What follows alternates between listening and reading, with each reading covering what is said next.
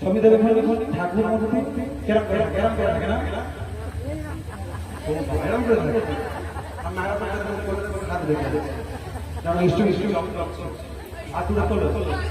তুলে বলবো কি বলবো গৌ গৌ গৌ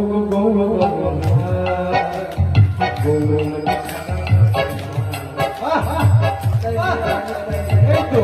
পুরো নদীর নাম করতে হবে আসো